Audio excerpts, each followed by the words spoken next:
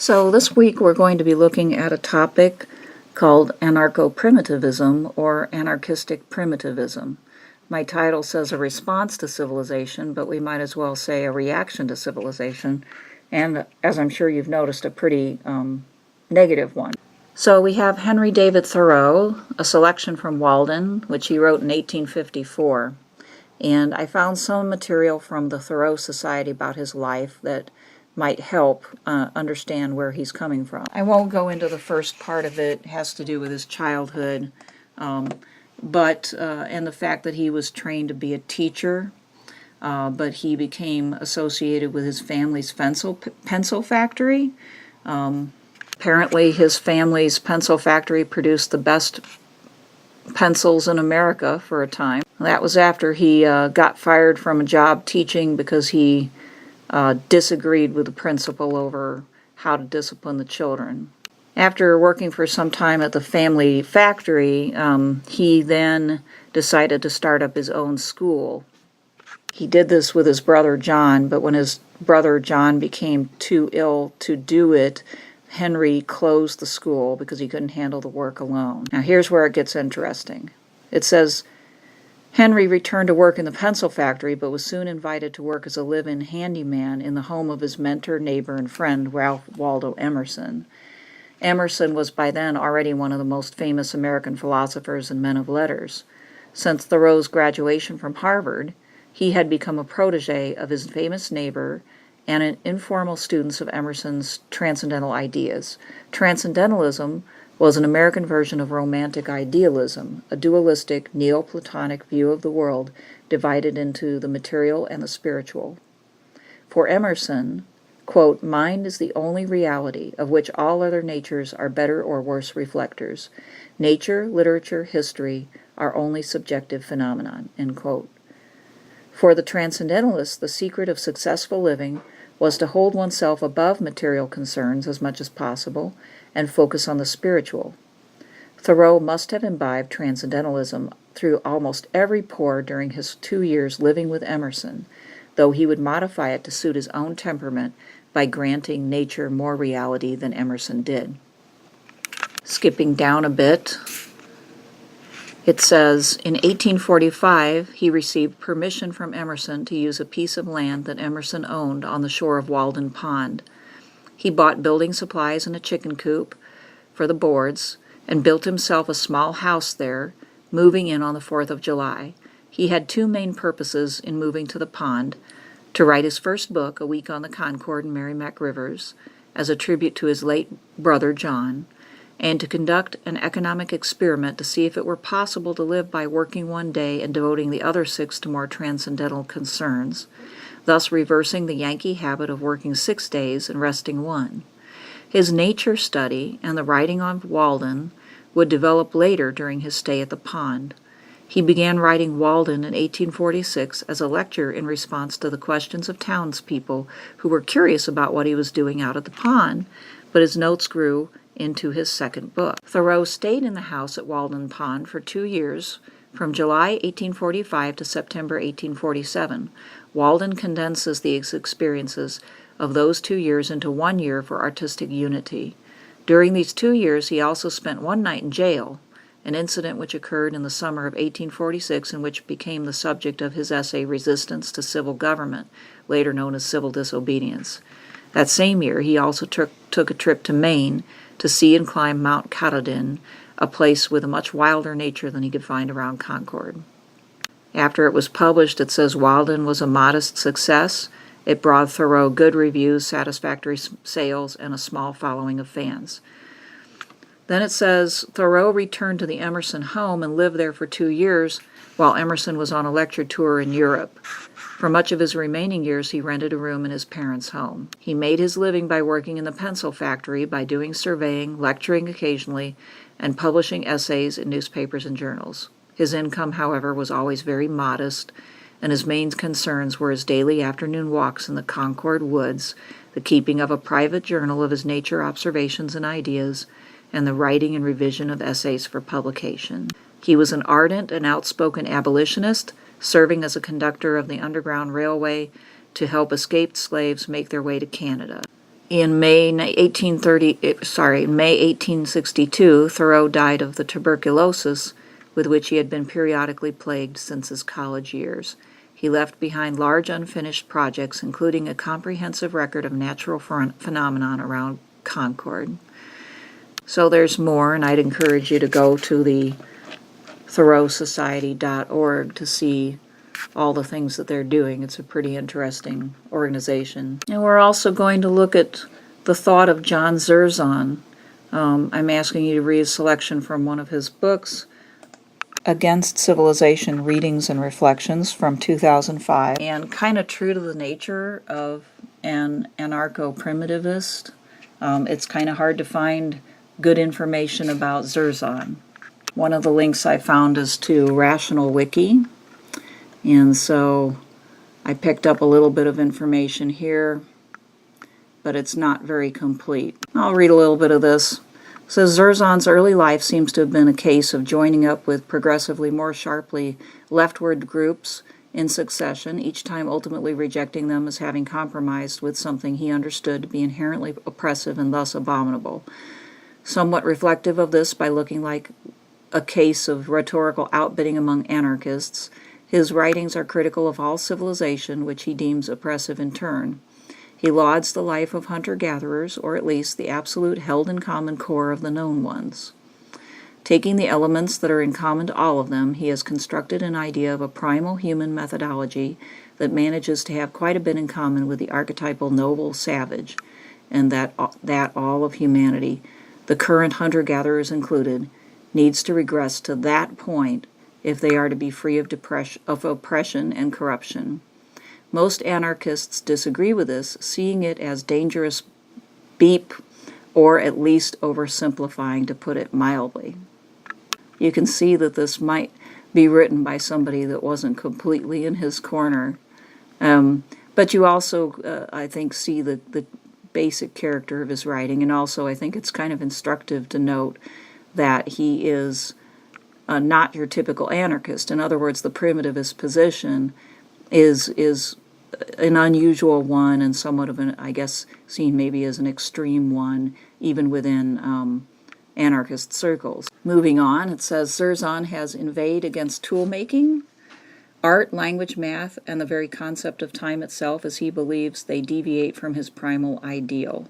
Essentially, he believes that any level of reification or distinction of objects is a distortion and alienation, little more than immediate desire and openness to the totality of what one is interacting with are acceptable. Also of note is a little item, friendship with the Unabomber. And this is something to know about Zerzan.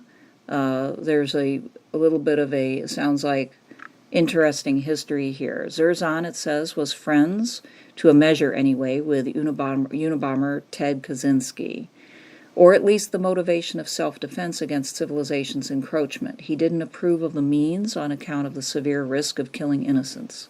Curiously, Kaczynski is dismissive of leftward primitivism, like that espoused by Zerzan. Rather, Kaczynski believes civilization is baleful to humanity because of liberal and leftward qualities, obstructing what he sees as honest resolve, desire for might and splendor. In other words, unlike Zerzan, Kaczynski is a rugged individualism primitivist and regards civilization's errors as being based on succoring the weak, despite having to drag down and obstruct the strong and proud in the process. Whether Zerzan has internalized this is open to debate. In 2008, Kaczynski published an essay called The Truth About Primitive Life, a critique of anarcho-primitivism that dissects the philosophy, showing its idiocy. Zerzan's work is the main target of that piece, indicating a possible falling out between the pair. Well, you think? Anyway, I bring this up because, first of all, you need to know it, and it is very interesting.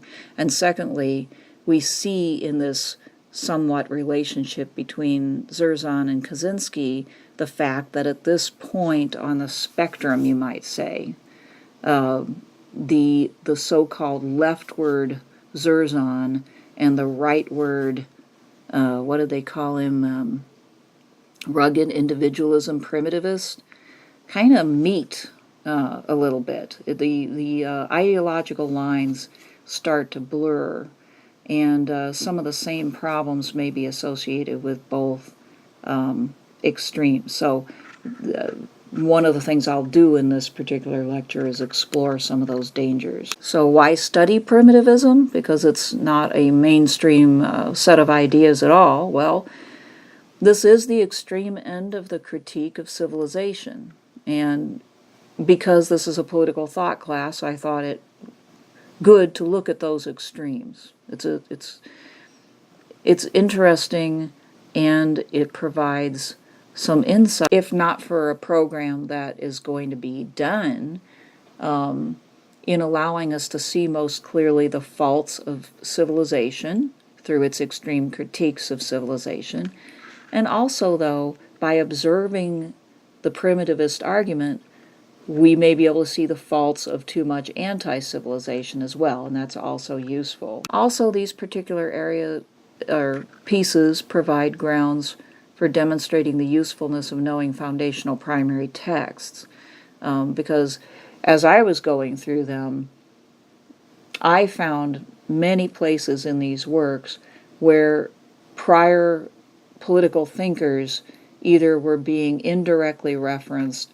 or at least were providing philosophical inspiration for these writers. And so knowing those inspirations and those influences can help us to understand these writers better. So actually I want to go into that a little bit more.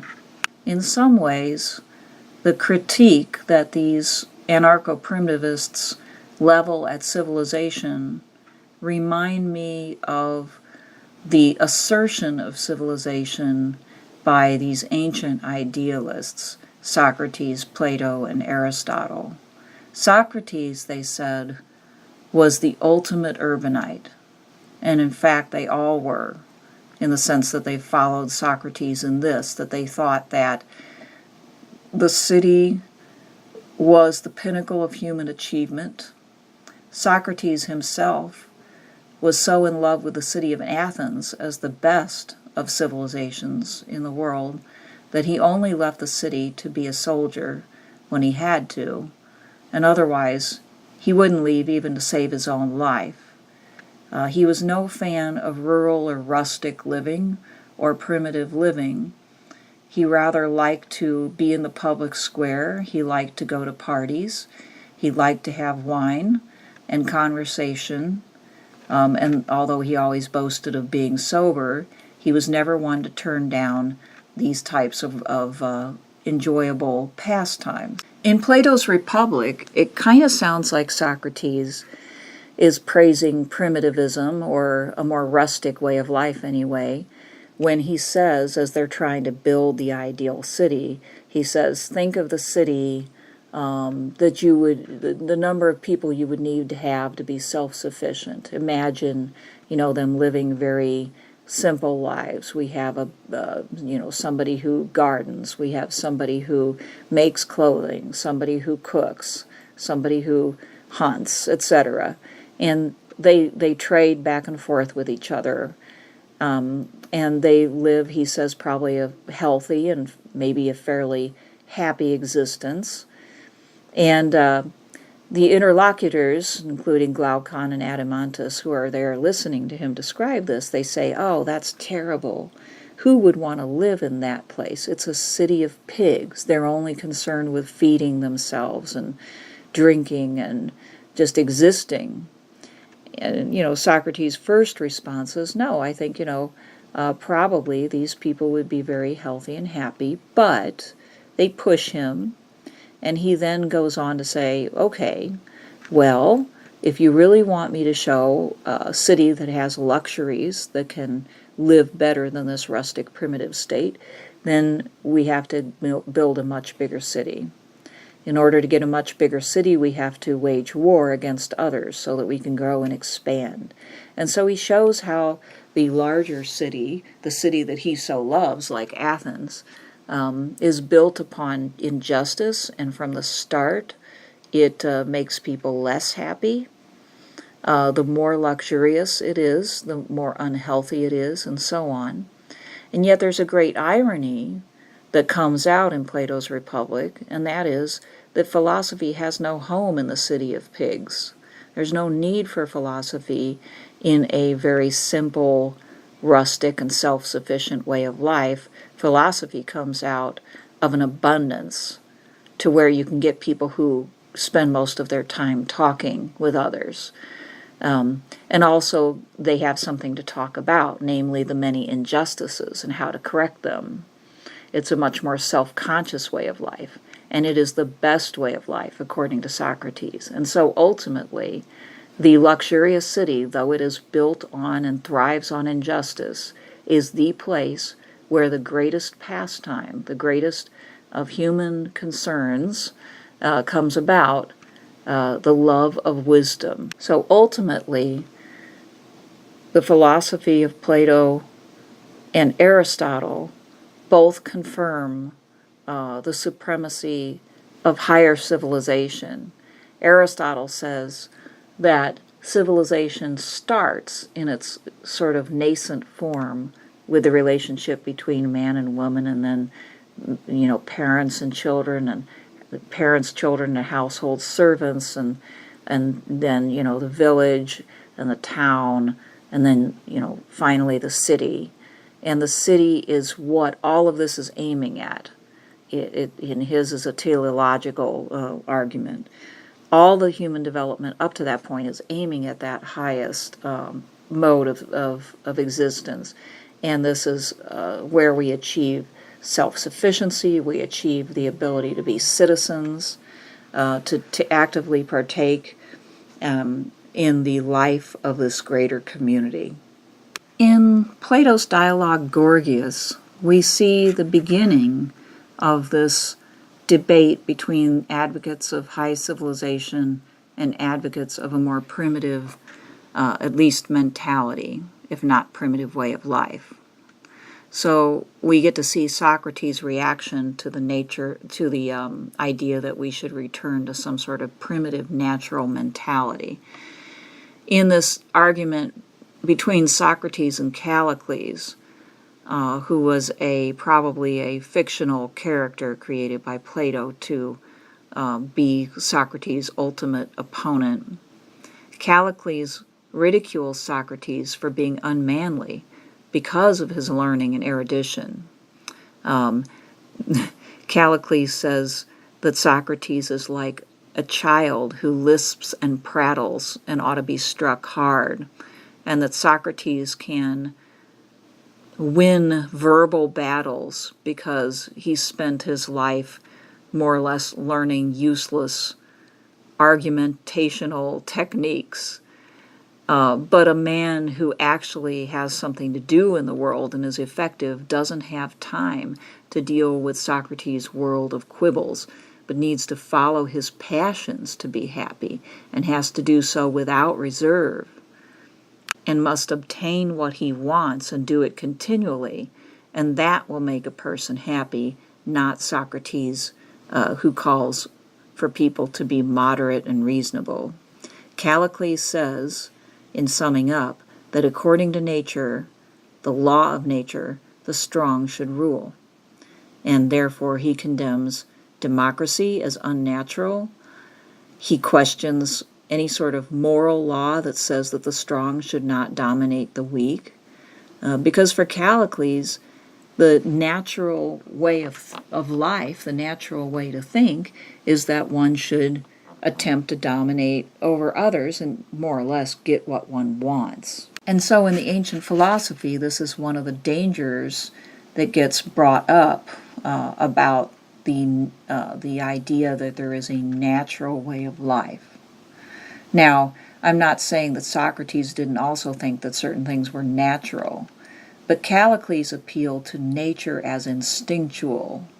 The idea that, human beings naturally, before they are civilized, are selfish and assertive, and that this human nature can only be made happy by satisfying those selfish urges. This is a direction that Socrates thinks is dangerous.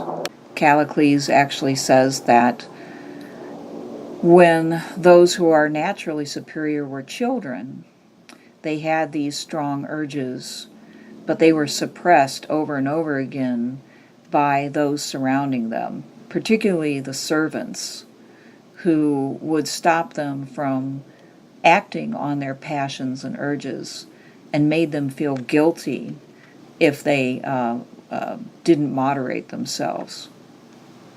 So Socrates, of course, disagrees that one will feel badly if one is moderate. That moderation and justice actually will make one happy, because we won't be slaves to our passions. So you see there's a big difference in perspective here.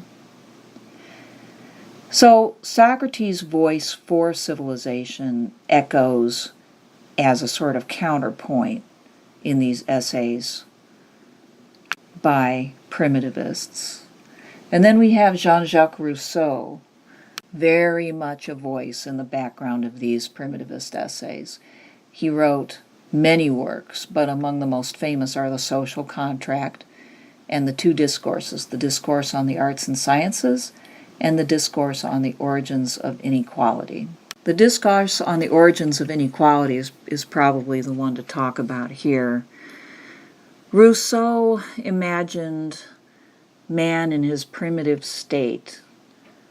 In this state, he really was pre-human almost. It's as though Rousseau imagines people, perhaps when we were Cro-Magnon man, or in our early stages, in other words. And he imagines that rather than being naturally social, human beings were isolated individuals by nature who tended to go off wandering on their own, but came together with members of the opposite sex briefly to mate and to produce children, and otherwise wandered freely.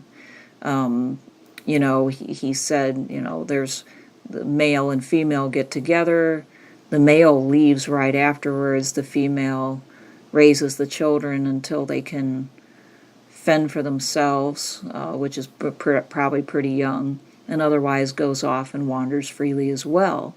And the purpose of this life is experiencing the sweetness of one's own existence, a feeling that Rousseau says modern civilized man can never have.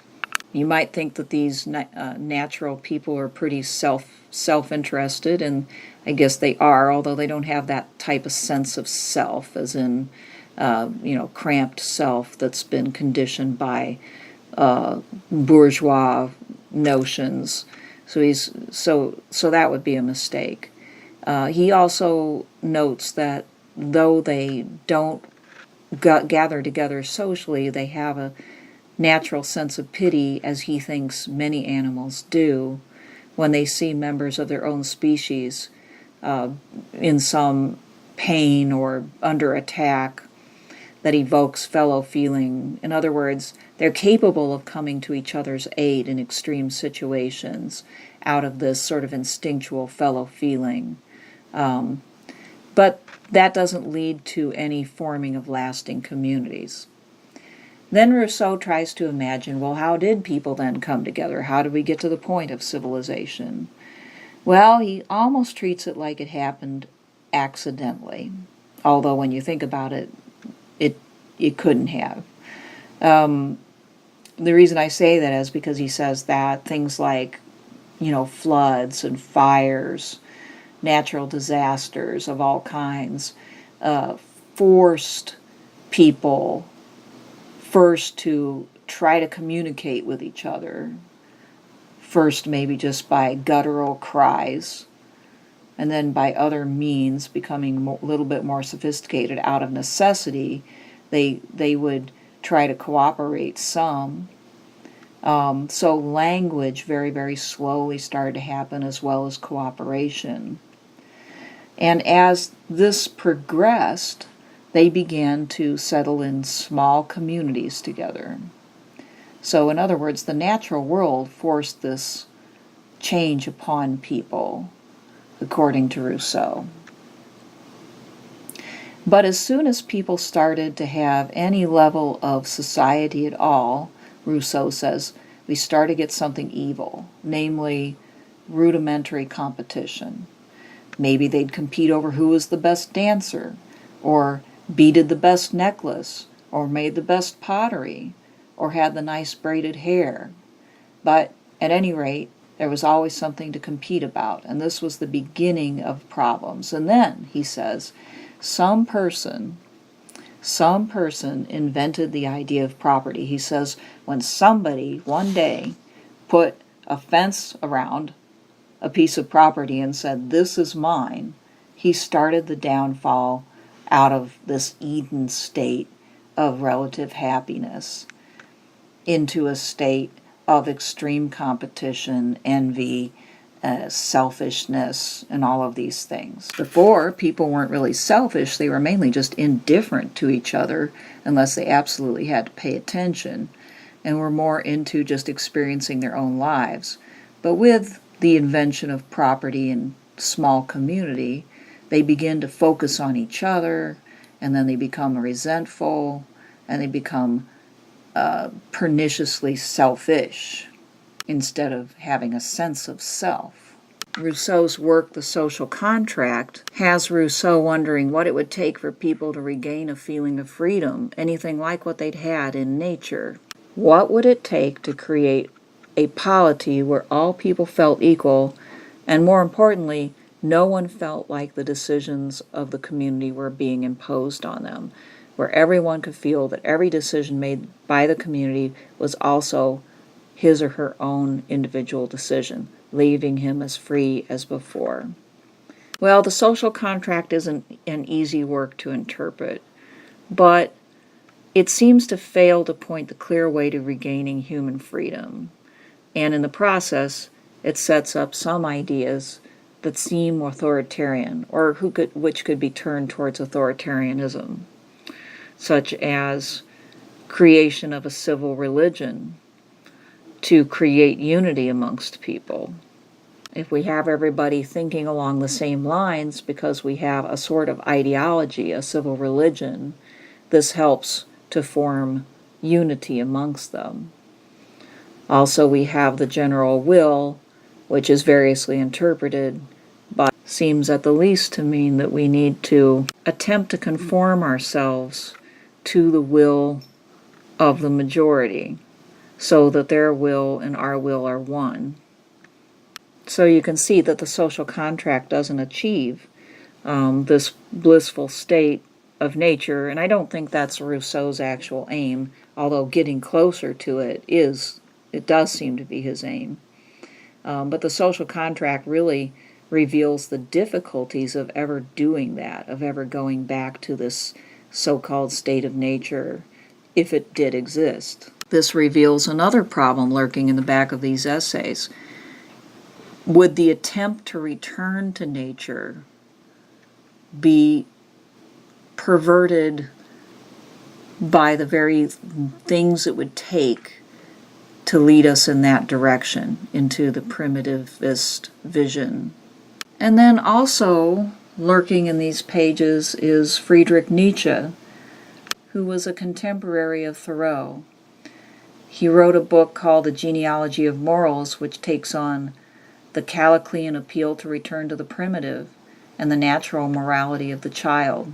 The Genealogy of Morals is all about how morality is a creation of people, and has varied from time to time and place to place, and it has evolved over time, and it has gone from a state of a more primitive state in which aristocratic values ruled, that is, the strong should rule, and that there are natural superiors and natural inferiors, to a more democratic type of morality. But this morality is more oppressive, whether it's democratic politically, or it's Christian or Judeo-Christian or various other egalitarian philosophies, is oppressive or repressive to the life urges of people who have the quality of character, the quality of spirit, to be able to achieve much more than they do because they're being held back by the many others who do not want them to assert their superiority. Probably Nietzsche's most famous work, Thus Spake Zarathustra, provides a deep critique of all democratic, egalitarian, and moral ideals, and a call for a new life of individual freedom and creativity. The so-called Superman, whom Zarathustra prophesied would come about, was someone who could understand the freeing nature of being able to see morality as a human creation and thus break through it and create his own morality and own reality.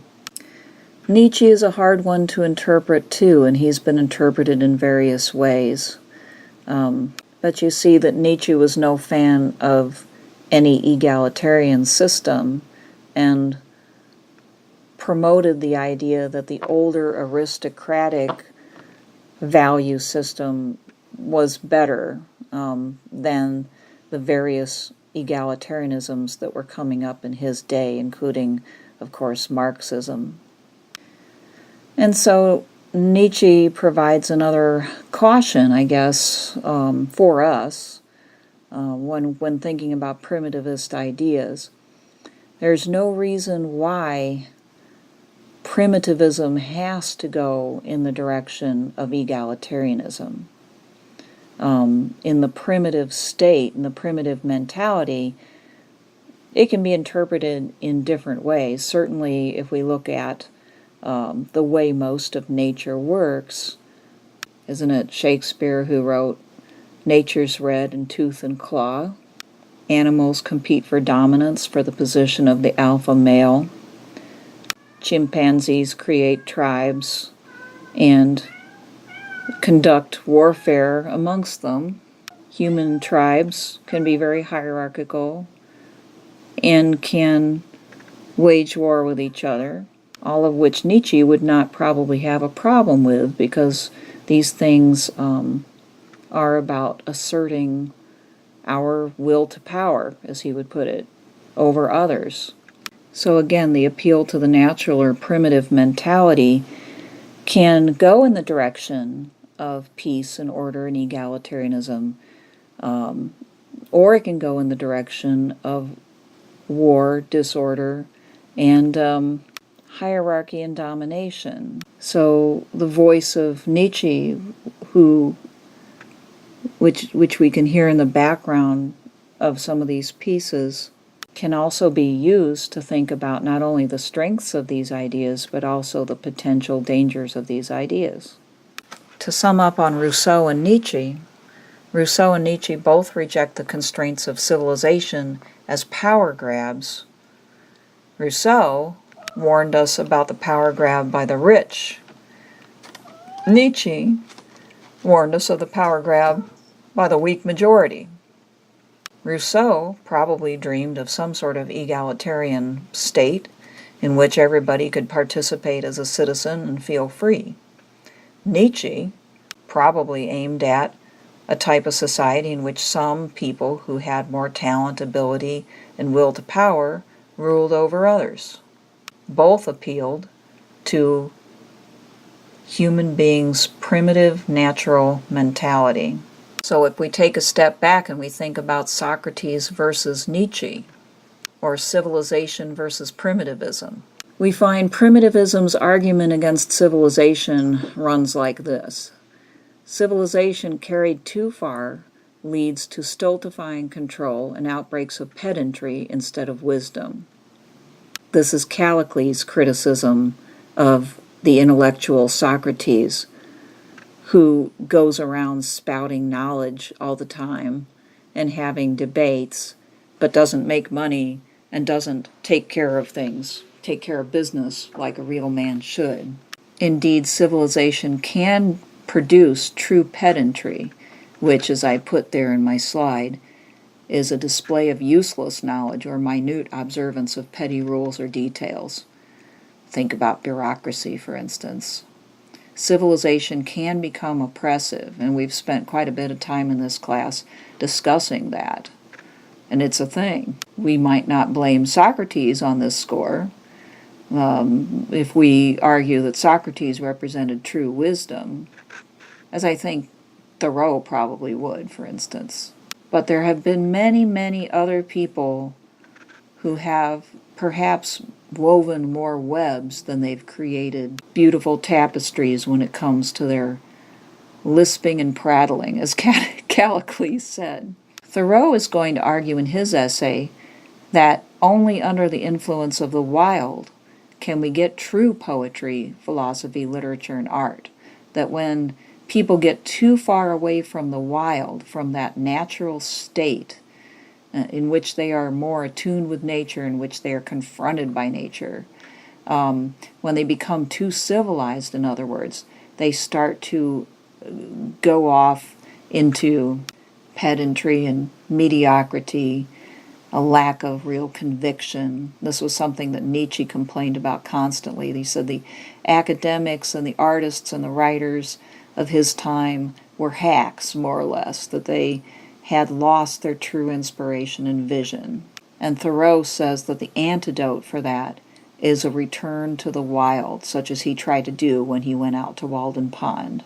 Now, if we look at the other side of this argument, civilization's argument against primitivism, primitivism carried too far, leads to a quest for power without restraint, and it leads to outbreaks of tribalism and violence. From this perspective, primitivism brings out not the best instincts in people, but some of the scarier instincts of people, having to do with dominance and with prejudice against people not like themselves and violence towards them. This is not what primitivists want or envision, but this would be civilization's counterargument. In other words, this is what Socrates would say actually is likely to happen should we give in to the idea of a return to a more primitive state. That primitivism, in other words, is not all it's cracked up to be, or that our ideal of it is just that, an ideal, which masks a reality that is less beautiful when it's actually lived. Okay, so that's some intellectual background that hopefully will help as you're moving through these writings from Walden and Against Civilization, Readings and Reflections, edited by John Zerzan. All right. I'll come back with another talk specifically about those writings. Bye.